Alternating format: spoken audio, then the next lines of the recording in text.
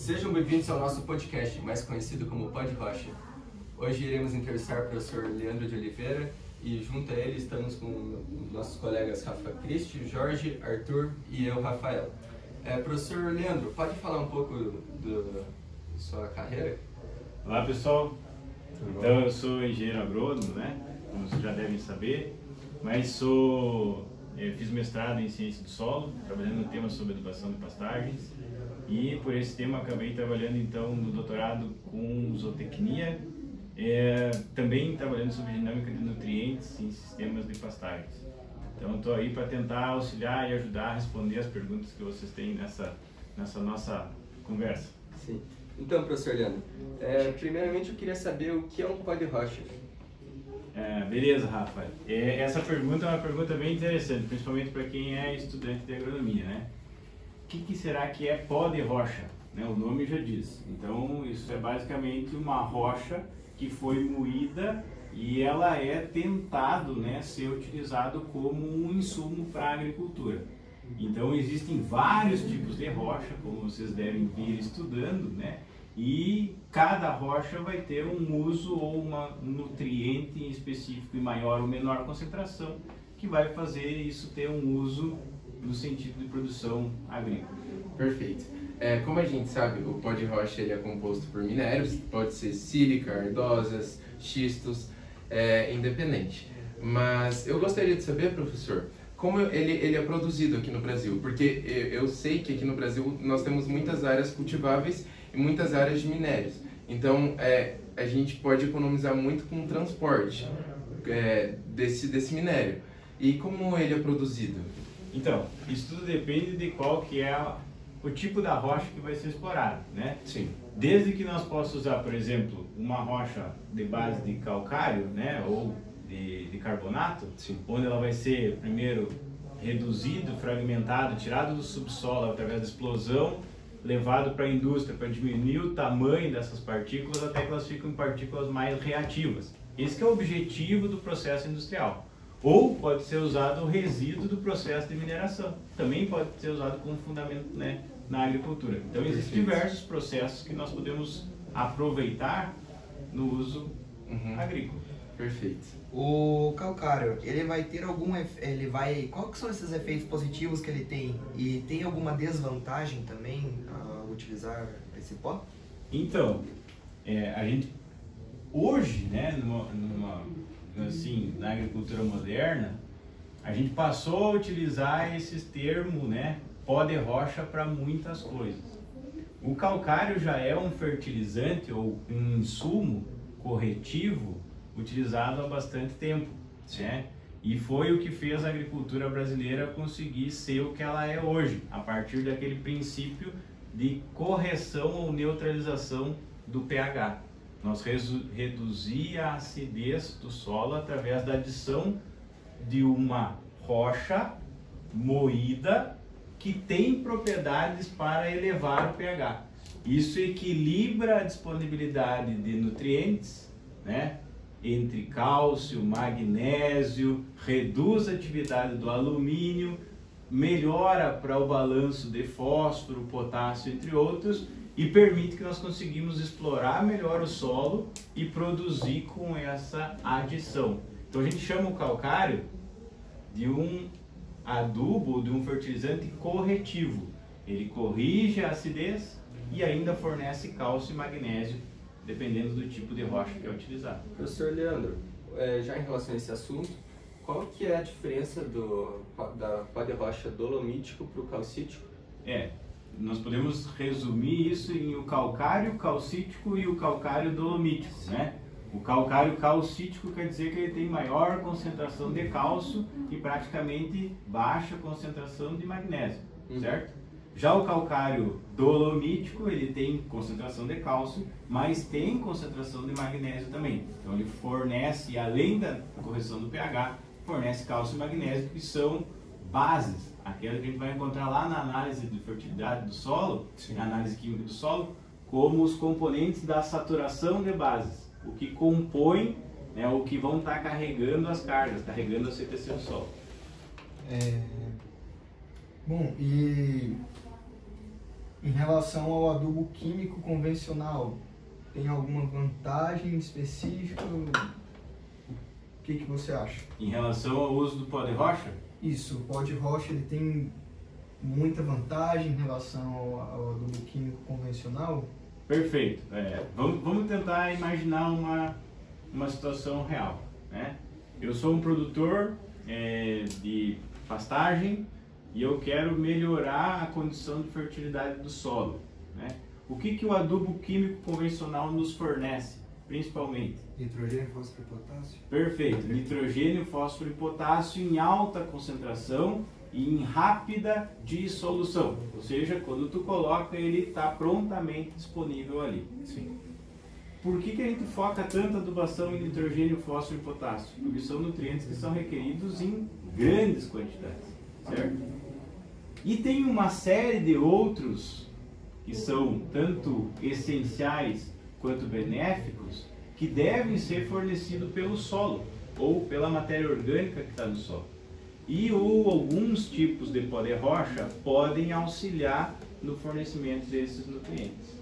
Então o uso do pó de rocha não é só para substituir, isso é interessante que fique claro, não é para substituir nitrogênio, fósforo e potássio, mas sim que eu consiga, né, neutralizar ou diminuir algum nutriente, que pode ser até requerido em baixa quantidade, que nós identificamos que está limitando a produção.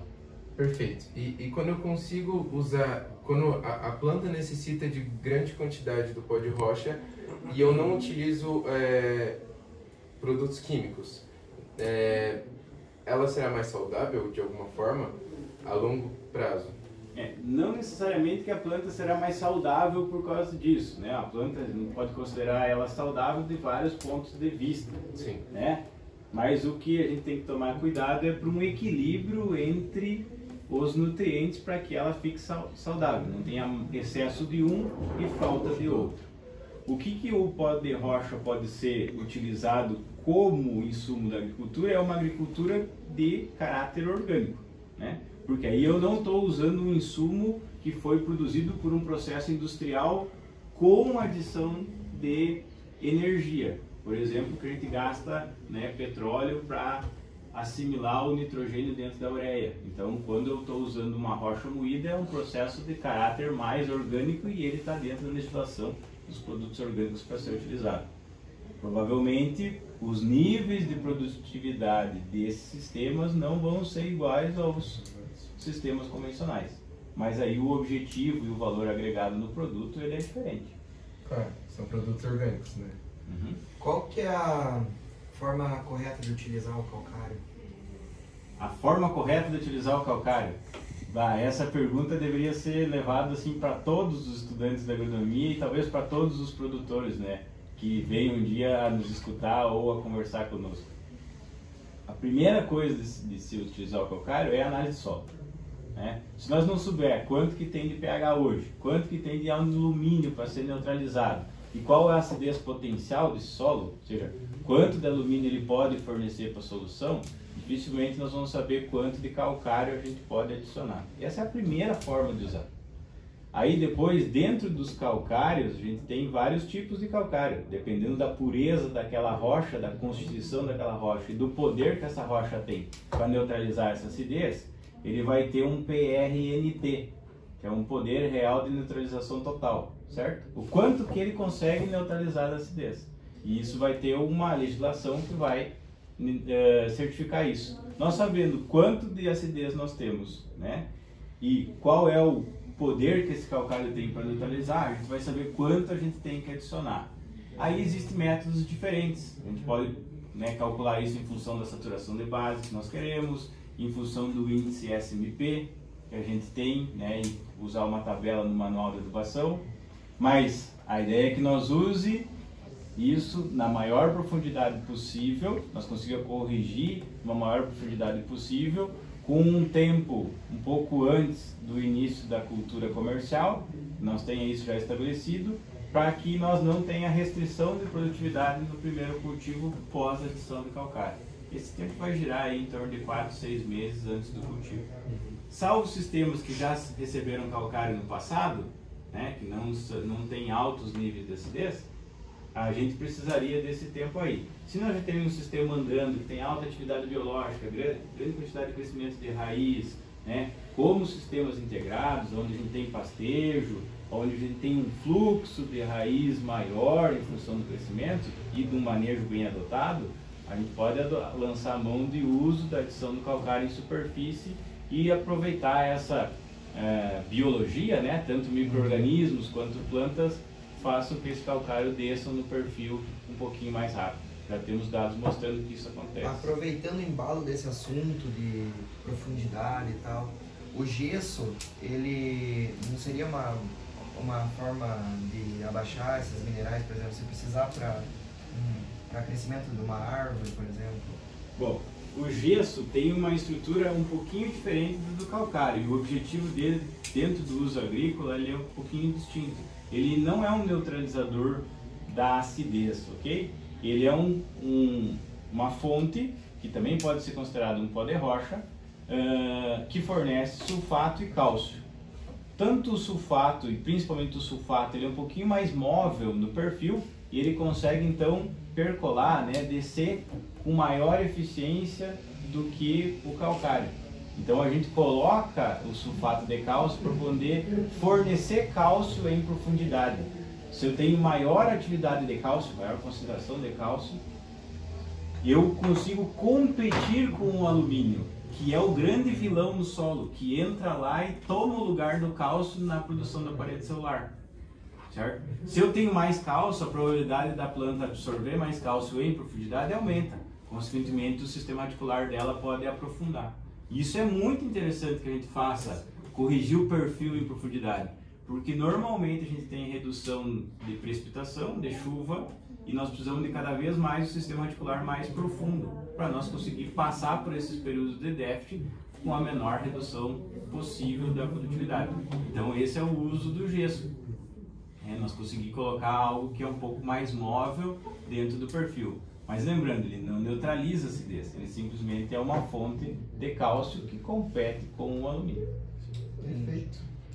E sobre o pó de rocha, ele tem alguma desvantagem, seja em relação a custo, ou algum efeito, ou pode trazer algum efeito colateral negativo para algum tipo de cultura? O que você pensa a respeito? Todas essas, a resposta dessa pergunta ela é bastante relativa, né? Nós teríamos que definir qual é o pó de rocha, qual é a rocha que nós estamos utilizando e para que nós estamos utilizando, né? Normalmente ele é ele foi liberado para uso na agricultura como insumo porque ele tem uma liberação mais lenta, né? Se nós pensar, de onde vem o pó de rocha? É a rocha que formou o solo, que levou milhares, milhões de anos para se intemperizar e formar aquele solo. Agora nós estamos fazendo, parece que acelerando o processo da formação do solo. Pegando a rocha e colocando no solo e querendo que ele seja, né, um insumo agrícola. Então ele é um processo mais lento. Isso é essa a principal desvantagem que a adição de pó de rocha pode ter. Ele é muito mais lento que um fertilizante químico, né, que se dissolve em poucos dias. Bom, a outra que nós precisaria, como é uma rocha e a concentração de nutrientes ela está reduzida, ela está em baixa concentração, nós precisaríamos de maiores quantidades. Então isso aumenta o custo de frete em relação a um fertilizante químico concentrado. E existe a possibilidade do uso mútuo dos dois, tanto do produto químico quanto o pó de rocha tradicional? Porque a longo prazo, nesse prazo aqui vai ter pouco fertilidade do solo, você pode ir aplicando adubo químico para diminuir, daí no futuro, quando for fazer mais efeito esse pó de rocha tradicional, não precisar uso tanto. Perfeito. A lógica da utilização do pó de rocha é isso, nós não abrir mão da fertilização convencional e nem necessariamente usar pó de rocha em solo que não está corrigido, né? Só pó de rocha.